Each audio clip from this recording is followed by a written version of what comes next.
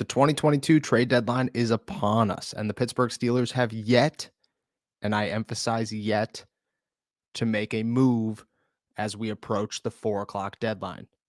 But here's the question: are they going to, or are they just going to wait it out and see if this 2-6 team is what they need to turn this season around?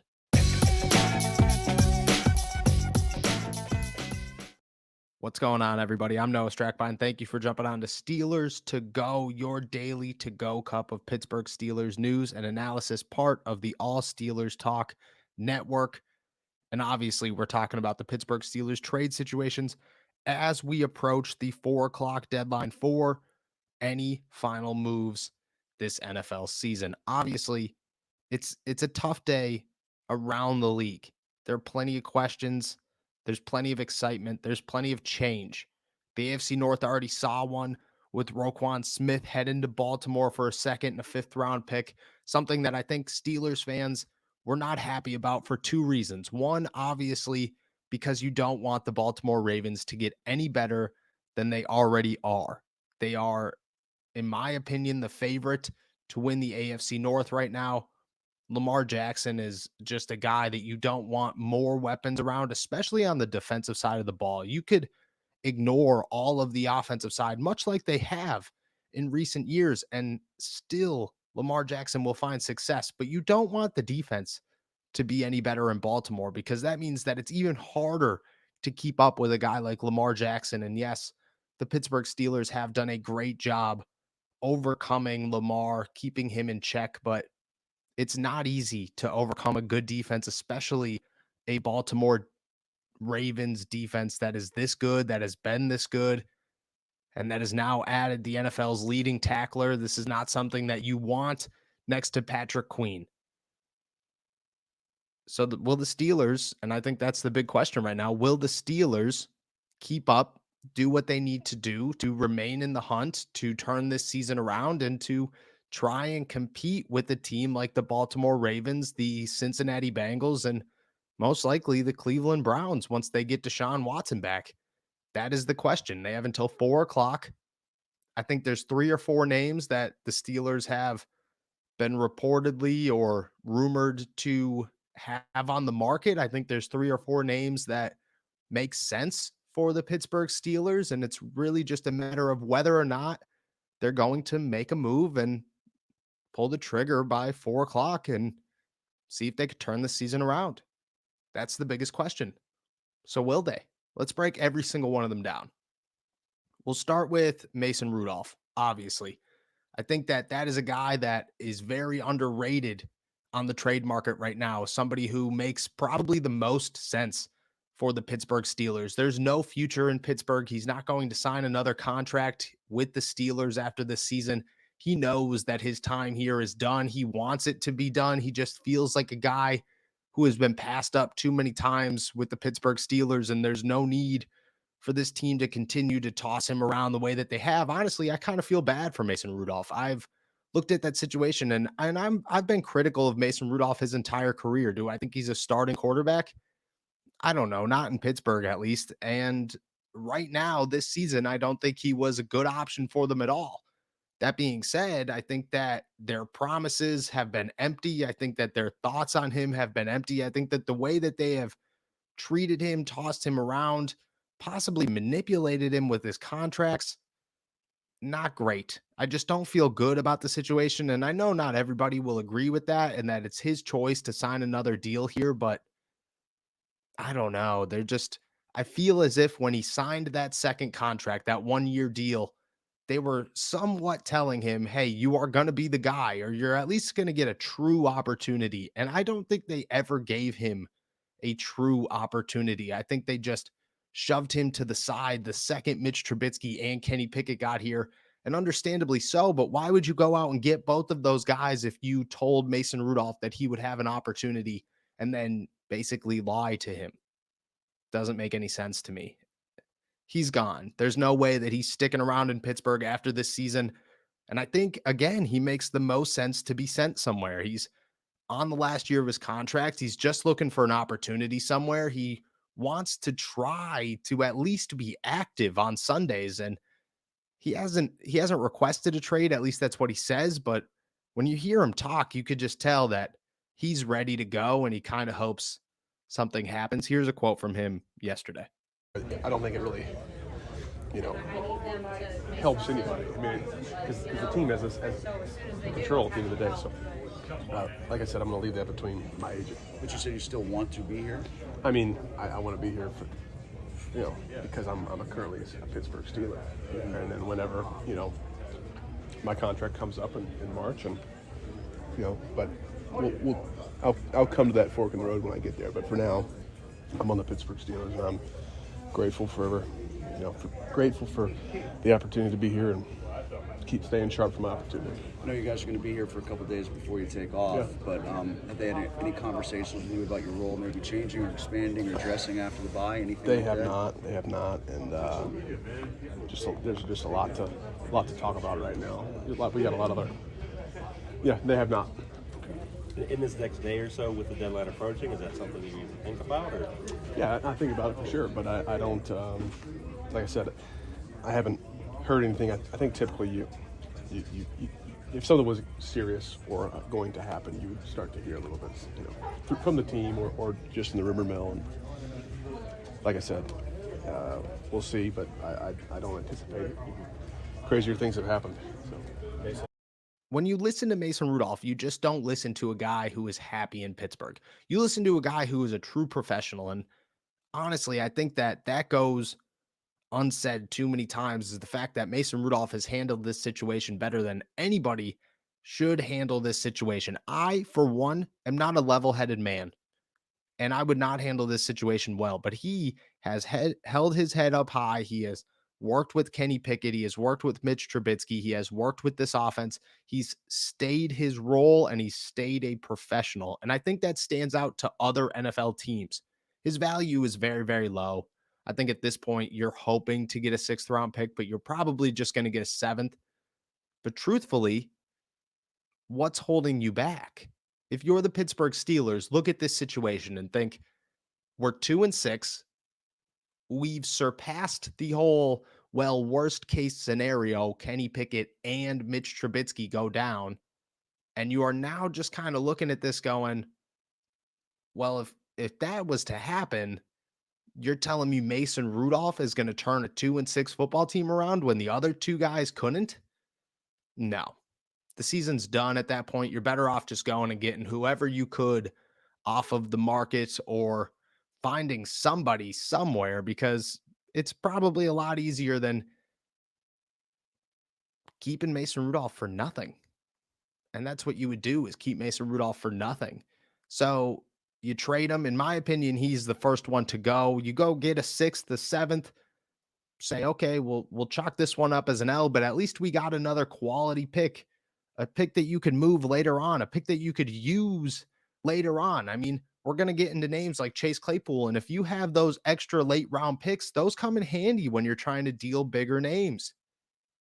Mason Rudolph should be the first one to go. I think that he deserves a better opportunity somewhere. I think that he's handled himself well. And I think that if the Pittsburgh Steelers had any respect for this guy, they would send him on his way, say, thank you so much for being here. We are going to actually give you the opportunity that you deserve, that we promised you would get, but you'll get somewhere else. Mason Rudolph's the first one to go, in my opinion. He's the only one that really, truly makes sense to me. Next is Mitch Trubisky. I think that is the other name that could be on the market. The problem there is that chances are you're not going to get anything for him. You might look at a team like the Lions. You might look at a team like Washington, although Tyler Heineke seems to be the guy. There's a couple of names out there that maybe Mitch Trubisky fits into that you feel, okay, we could move him for something, probably something a little bit better than a 6th or a 7th. Maybe you're looking at a 5th and you give up some money. But I think his name's just out there. I think that's just a name that everybody just wants to toss around because he lost the starting job in Pittsburgh. So they just think, okay, at this point it's over. You might as well just move on. I don't really understand that. I don't really believe that has that much traction. I don't even know if teams are calling about Mitch Trubisky. I think he looked fine enough when he did play that he could find another team, but I don't think anybody's looking at him right now going, this guy's our starting quarterback, or we're going to go give up $7 million or some bits of $7 million and go get a backup. Just doesn't seem like a fit for me. I just think Mitch Trubisky's a guy that has created the storyline around him because of the situation that happened to him. But I don't know if it's because there's actual grounds for him to be traded. I also don't think that the Steelers trade Mason and Mitch. And I think that they get rid of Mason well before they get rid of Mitch. I think it's a lot easier to move Mason Rudolph by 4 o'clock. I think that teams will actually call about Mason Rudolph. They won't call about Mitch Trubisky. I think that would have to be the other way around. The Steelers would have to make phone calls to try to get rid of Mitch Trubisky. I also think that if Kenny Pickett did go down or something was to happen, Mitch showed that he could win a football game for this team. He could win a couple, I guess. So I guess you want that around. If you're the Steelers, you don't really want to just throw it all away and give up completely. So Mitch makes some sense. I don't think Mitch leaves. I never really thought Mitch left, though. And then the last two names on this list are Devin Bush and Chase Claypool. And while Devin Bush would be nice to get rid of before his contract expires, and he's playing better than he's probably ever played, at least since his rookie year, I don't know who's calling for Devin Bush. I don't know anybody who really needs Devin Bush. I don't know if the Steelers necessarily want to give up Devin Bush. They're stuck in this mindset where they think that this could turn around. And there's grounds for that. I mean, Bill Cowher's final season, the team was 2-6. They turned it around and went 6-2, finished the season 8-8. To Mike Tomlin, somehow that's a win. It's not really a win. That's still really rough. That if honestly, I'd rather finish with 4 wins than 8 if you're the Pittsburgh Steelers, because instead of being stuck in that middle ground where you're just showing, okay, yeah, well, we had enough to be average, but we can't get anything better than average in the draft, you might as well just stink and get somebody that makes you good in the draft, right? That would make sense. I know no NFL team, especially the Pittsburgh Steelers, are thinking that, but from the outside looking in, that does look like the best option. Unless you're going to turn it around and somehow try to win a Super Bowl. But let's be realistic. The Buffalo Bills showed that if the playoffs came around and you had to go to Buffalo, Josh Allen's going to put up 50 points against this defense, and there's no way Kenny Pickett's hanging around long enough to win a game in Buffalo. Not in his rookie season. Not with this team. Not with this offense. Not with this offensive coordinator. Devin Bush is a guy that if teams called, it would be interesting. Because you only have until 4 o'clock. What are you going to offer up for a guy that's on the last year of his rookie deal, doesn't have a 5th-year option? You'd probably have to franchise tag him or give him another contract, but that contract probably isn't going to be large. It's just a matter of whether or not you believe that you could land him for the contract before he wants to go test free agency. Because if he tests free agency, chances are he's going to get more money than if he just signs with the team. I don't knowing Devin Bush, at least knowing him from a media to player standpoint, I don't see that Devin Bush is a guy that's willing to take a pay cut in order to be loyal to a team. That does not strike me as Devin Bush, never has struck me as Devin Bush. Seems like a guy that would be much more interested in the money. And I just don't know if an NFL team is dumb enough to say, yeah, we're going to take a guy for 8 weeks, 9 weeks, and see if he's a long-term answer, and then try to get him for less money than he's going to want to get at a bad team that's going to offer him more. You know what I'm saying? He probably makes the least amount of sense for the Steelers. He makes the most sense, if we're being honest, because the trade value's got to be a 4th or a 5th round pick. I think he's worth a 4th or a 5th round pick. You're not going to win this season, and you have Robert Spillane, so you might as well just ditch him. But nobody's going to call. So he makes the most sense for the Steelers. He makes the least sense for the return. And I don't think they're going to pull it off. And then there's the big name in Chase Claypool. Here's my thing about Chase Claypool. There's a lot of people talking about, oh, sell now, sell now, sell now. Teams are going to be all in at the deadline. Sell now. What is all in? Because word has it that all in is a third round pick. Word has it that all in is a third or a fourth round pick, and that's pushing it. Word has it that over the last 2 weeks, when his numbers haven't been as high, that value has dropped. My thought is this: if his value is a third round pick right now, he's on an upward trajectory for the rest of the season. The offense is not looking good, but hopefully they look better after the bye week. He's 6'4". He's 238 pounds. If he could show 2 or 3 more times that he could be a 100-yard per game receiver, make really good catches like he did on the fourth quarter drive with Mitch Trubisky in the game against Tampa Bay, if he could do that a couple more times, his value is going to be even higher. So why not wait it out? People come up with this argument of, well, nobody's going to want a guy who's heading into the last year of his rookie deal. That happens all the time, especially at the wide receiver position anymore. That happens all the time. I'm not saying that Chase Claypool is going to be another first round guy that's sent for a first round pick on the night of the draft. What I am saying is that has happened so many times in the last 2 years that it would not shock me if it happened again for Chase Claypool, because he meets all the criteria. Think about it. Hollywood Brown goes for a first round pick on the night of the draft. There was nothing before that night that showed you that Hollywood Brown was going to be a dominant wide receiver in the NFL. The Arizona Cardinals said, we know this guy, we're going to make him great.